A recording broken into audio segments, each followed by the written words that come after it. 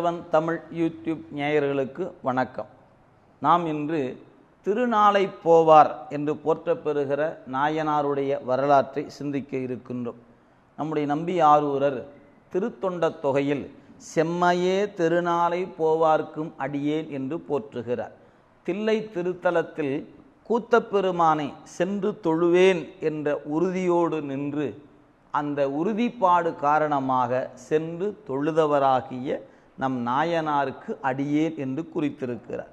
இவருடைய வரலாற்றை சேக்கிழார் பெருமான் விரித்து தருகின்ற பொழுது, காவிரி பாய்ந்து வளம் தருகிற சோழவள நாட்டில் ஆதனூர் என்று சொல்லப்பெறுகிற ஊர், அந்த திருத்தலத்தில் வந்து அவதரிக்கின்றார் நம்முடைய நாயனார். இவர் அவதரித்த அந்த ஊர் எப்படி இருக்கிறது? நல்ல வளமான பகுதி. ஆனால் அந்த வளமான நகரில் இவர் அவதரித்த இடம் என்பது புலைப்பாடி என்று சொல்லப்பெறுகிற பகுதி. அது என்ன புலைப்பாடி? மக்கள் வாழ்கிற பகுதிகளில் ஊரினுடைய புறப்பகுதியாக இருப்பது புலைப்பாடி என்று சொல்லப்பெறுவது. எனவே அந்த புலைப்பாடியாக இருக்கக்கூடிய பகுதியின் அழகு அனைத்தும் நம் சேக்கிழார் பெருமானுடைய திருவாக்கில் மிக அழகாக காட்டப்பட்டிருக்கிறது. அந்த பகுதியில் அந்த மக்கள் அவர்கள் எப்படி வாழ்கிறார்கள், அந்த குடிசை பகுதி எப்படி இருந்தது, அந்த குடிசையின் மீது சுரைக்காய் கொடிகள் படர்ந்திருந்ததும் நாய்கள் கட்டப்பட்டிருந்ததும் அந்த குழந்தைகள் விளையாடுகிற காட்சிகளையுமாக மிக அழகாக காட்டியிருக்கிறார். அந்த புலைப்பாடியில் நந்தனார் என்று போற்றப்பெறுகிற நம் நாயனார், நம்முடைய நாயனாருடைய இயற்பெயர் நந்தனார் என்று போற்றப்பெறுகிற பெயர். அவர் இந்த பிறந்த நாள் தொடங்கி இறைவன் மீது அன்புடையவராக வளர்ந்து வருகிறார். அப்படி வருகின்ற அவர் தான் பிறந்த குலம் அந்த புலையர் குலம் என்பதனால அன்றைய நாட்களில் கோயிலுக்குள் அவர் அனுமதிக்கப்படாத ஒரு சூழல். எனவே பசுவினிடத்து பெறப்பெறுகின்ற பல்வேறு பொருள்களை எடுத்துக்கொண்டு இறைவனுக்குரிய வண்ணமாக, அது திருத்தொண்டுக்கு உரிய வண்ணமாக பணி செய்கிறார். அதனுடைய தோல், விலங்குகளுடைய தோள்களை இசைக்கருவிக்குரிய அந்த வார்பகுதிகளாகவும் அதனுடைய தோள்களை அதை கொடுத்தும், அந்த பசுவிலிருந்து பெறப்பெறுகிற கோரோசனை என்ற பொருளை அபிடேகத்துக்குரிய பொருளாக கொடுத்தும், வீணை முதலானவற்றுக்கு நரம்பு முதலானவற்றை கருவிகளாக கொடுக்கக்கூடிய வண்ணமாக அந்த பணிகளை செய்து கொடுத்து விட்டு கோயிலின் வெளியே நின்று கொண்டு கூத்தாடி பெருமானினுடைய புகழை பாடிக்கொண்டு கூத்தாடி மகிழ்பவர் நம்முடைய நந்தனார். நல்லா சிந்தித்து பார்க்க வேண்டும். இவருடைய குலம் புலையர் குலம். அவர் செய்த தொழில் அந்த புலையர் குலத்துக்குரிய தொழிலை செய்து வருகிறார்.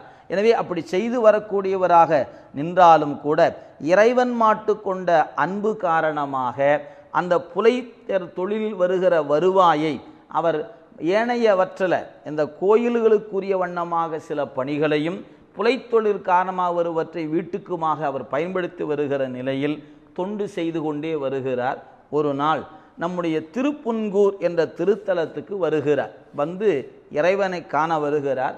ஆலயத்தின் வெளியே வந்து நிற்கிறார்.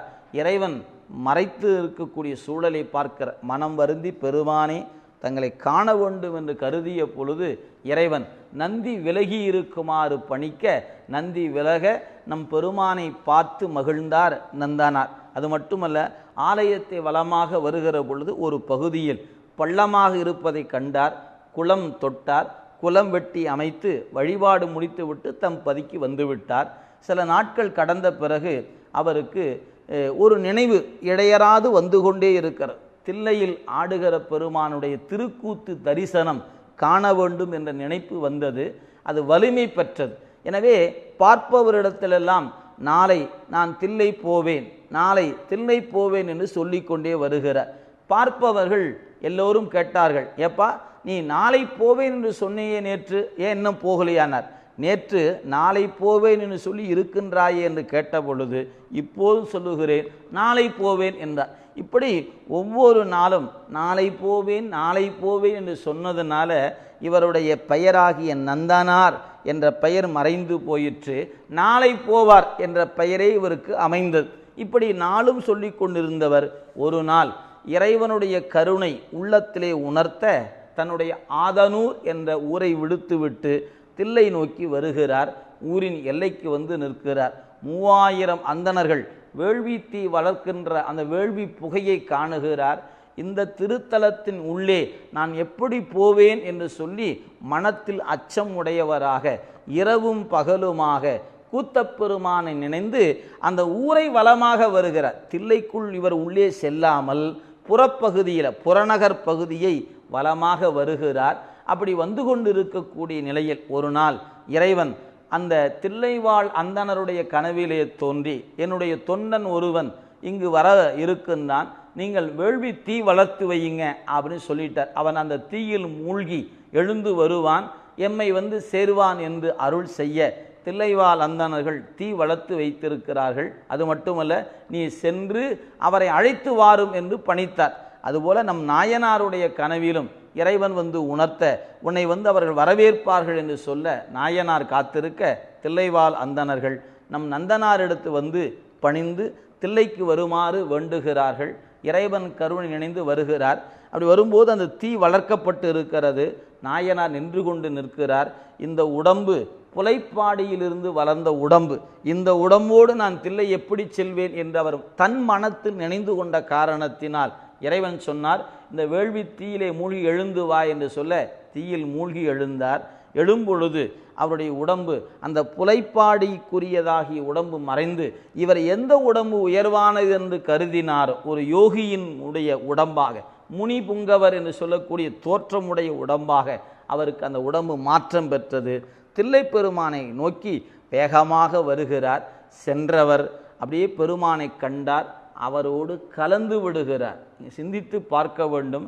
நாளை போவார் என்று சொல்லப்பெறுகிற நந்தனாருடைய வரலாற்றில் நாம் நினைந்து கொள்ள வேண்டிய ஒரே ஒரு செய்தி என்னவென்றால், இறைவன் அவரை தில்லைக்கு வா என்று உணர்த்த தில்லை வந்துவிட்டார். ஆனால் இவராக என்ன நினைக்கின்றார், நான் புலையர் குலத்தில் வந்து தோன்றிவிட்டேன், எனவே நான் இறைவனை சென்று சேர்வதற்கு இந்த உடம்பு தடை என்று கருதினார். எனவே அவர் எதை தடை என்று கருதினாரோ அந்த தடையை கூத்தப்பெருமான் நீக்கி கொடுத்து அவருக்கு வேற்று உடம்பு மாறு, இவர் எது உயர்ந்த உடம்பு என்று கருதினாரோ அந்த உடம்பை இறைவன் அவருக்கு கொடுத்து தன்னுடைய திருவடி நீழலில் சேர்த்து கொண்டார் என்பதை நாம் இந்த இடத்தில் நினைவு கொள்ள வேண்டும். எனவே திருநாளை போவார் என்ற பெயர் எதனால் வந்தது?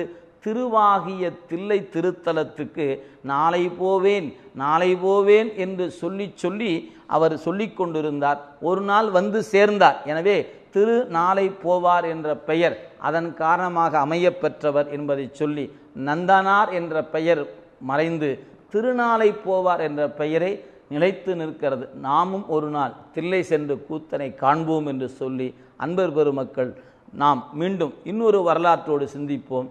அதுவரை தொடர்ந்து News7 தமிழ் யூடியூப் இணைந்திருக்குமாறு வேண்டுகிறோம். திருச்சிற்றம்பலம்.